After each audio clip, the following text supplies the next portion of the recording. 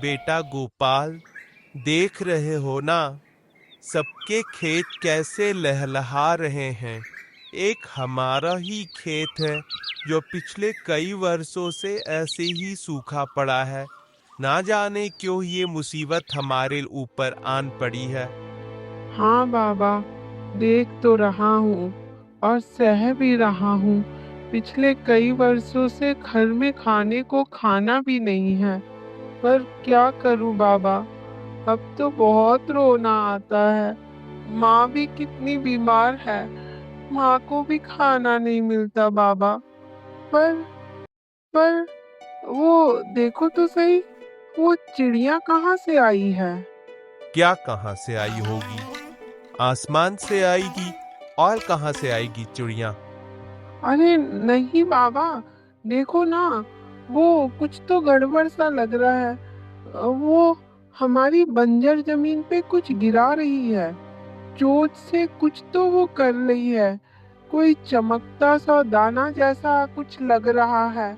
अरे रे, तू तो इतना खोया रहता है कि अब चिड़िया अगर उड़ते उड़ते रोटी का टुकड़ा भी गिरा दे तो तू समझेगा परी ने प्रसाद भेजा है। मैं झूठ नहीं बोल रहा या बातें नहीं बना रहा। सच में वो कुछ कर रही है बाबा हमारे खेतों में। अच्छा बेटा, तू भी अब औरों की तरह खेत में जासूसी करने लगा है। अगली बार से आंखों में दूरबीन लगा के आना, तो अच्छे से दिखेगा क्या चल रहा है खेतों।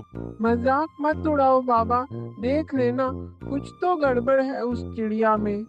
हाँ हाँ, चल अब तू घर चल।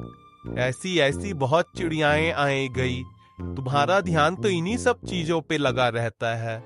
मुझे तो बस दिन ब दिन और चिंताएं होती जा रही है कि अब हमारा गुजर कैसे चलेगा। हाँ चलो चलते हैं।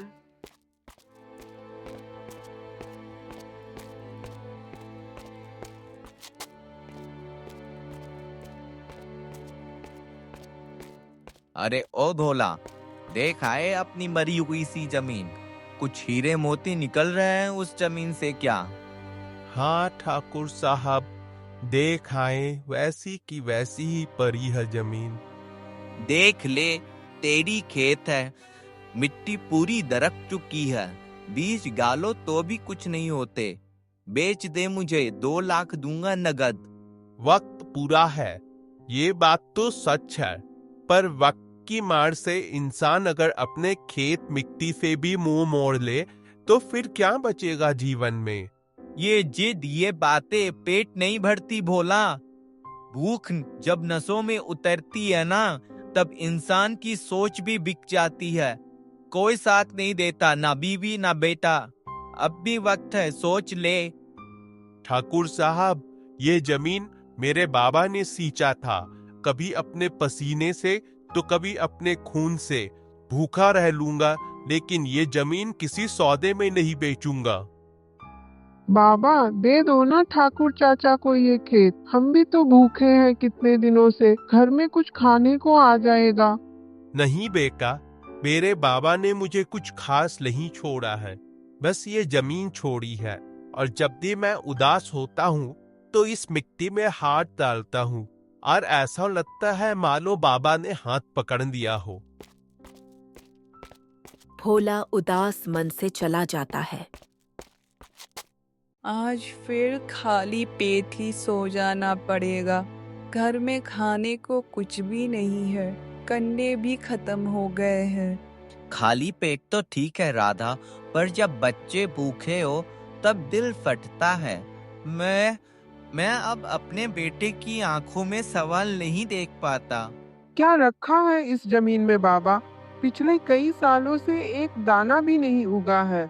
आप फिर भी इस मिट्टी से लिपटे रहते हो जैसे ये कोई देवी हो। ये जमीन ही तो है बेटा, जो हमें जिंदा रखती है, पर अब इसकी चुप्पी मुझे भी मार रही है। जिंदा रखने वाली होती तो माँ के हाथों की चूड़ियां ना बिकती, बहन की शादी में कर्ज ना लेना पड़ता। मैं अब और नहीं सह सकता। शहर जा रहा हूँ मैं। कल सुबह ही मैं शहर के लिए निकल रहा हूँ। मजदूरी करूंगा, पर इस सूखी जमीन से मोह नहीं पालूंगा। शहर जाना है तुम्हें, एक जमात लगाऊंगा ना, यहाँ पे ही रह के माँ की सेवा कर और मुझे कुछ मदद कर दिया कर। कोई शहर वहर नहीं जाना है तुम्हें। गोपाल उदास हो जाता है। अगले दिन चलो खेत जाके देखता हूँ, क्या वो चिड़िया फिर से आई होगी।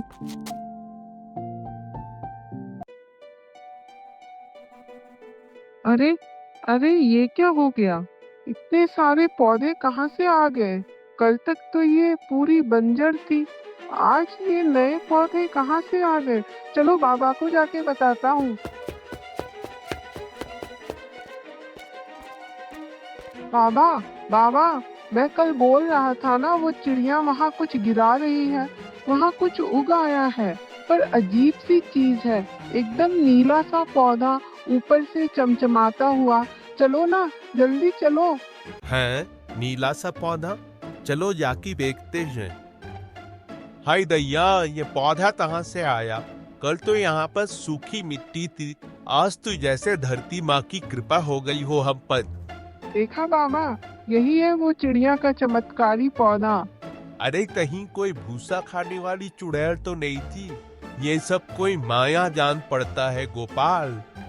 जरा देखूं तो क्या है।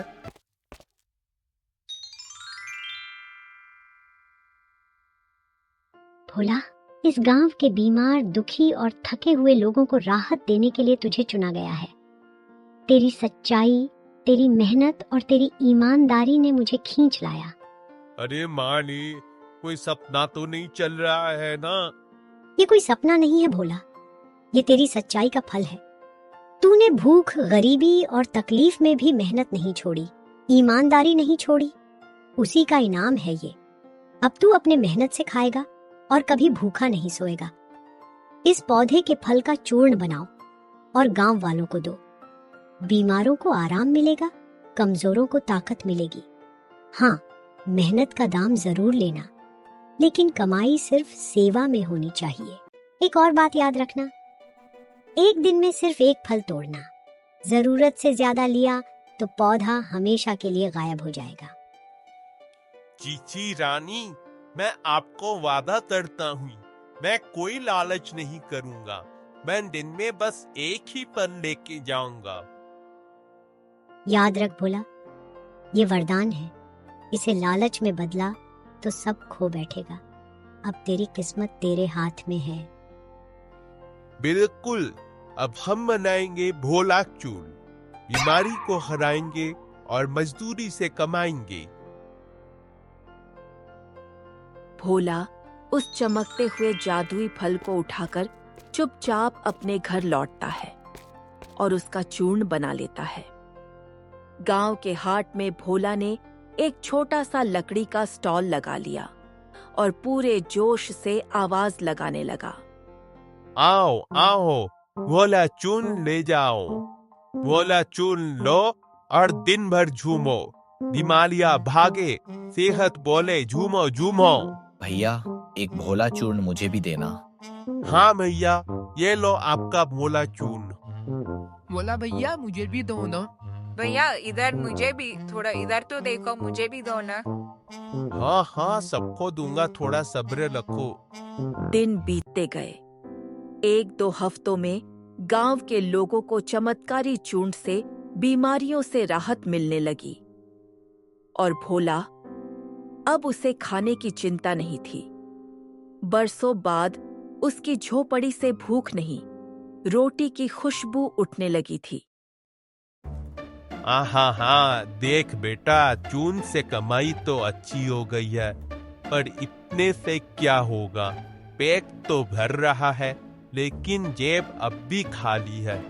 कुछ तो दिमाग लगाना पड़ेगा।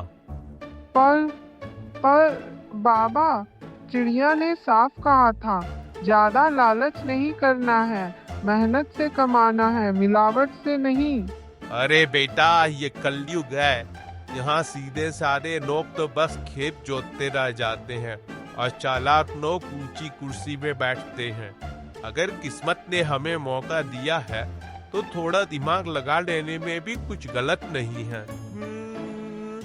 सुन, परियों ने तो दिन में एक ही फल तोड़ने को कहा था, तो 2 फल तोड़ना मना है। पर अगर हम इसमें थोड़ा आटा मिला दे तो चूर्ण ज्यादा बनेगा और कमाई भी दोगुनी हो जाएगी। बाबा, पर ये तो धोखा हुआ ना। अगर चिड़िया रानी को पता चल गया तो? हाँ, चल देखेंगे। चिड़िया कोई पुलिस तो नहीं है जो हमारे पीछे जासूसी करते फिरेगी। कल से आटा वाला चूर्ण बिकेगा, वो भी भोला चूर्ण 2.0। भोला ने चूर्ण में आटा मिलाया और उसे नए नाम से बाजार में बेचना शुरू कर दिया। आइए आइए, लीजिए भोला चूर्ण 2.0। अब और ज्यादा ताकत के साथ बीमारियों को करे छू मंतर। अब डबल फायदा, डबल मजा। उस दिन भोला की बिक्री खूब हुई। थैलों में पैसे भर गए और भोला खुशी से फूला नहीं समाया। अगली सुबह भोला मुस्कुराता हुआ खेत की ओर आता है। हाय दैया, ये पौधा कहाँ गए? कल तक तो यही थे, सब गायब हो गए। हमारा खेत फिर से चला गया, सारा सपना टूट गया। बाबा, मैंने पहले ही कहा था, लालच अच्छा नहीं होता है। चिड़िया ने हमें भरोसे से ये वरदान दिया था, पर हमने उसमें मिलावट कर दी। किसी ने सही कहा है, मौका मिले तो उसे नेकी के रास्ते पर इस्तेमाल करो, वरना वही मौका तुम्हें गिरा भी सकता है। क्योंकि जिंदगी में हर मौके की एक मर्यादा होती है और जो उसे तोड़ता है वो खुद टूट जाता है।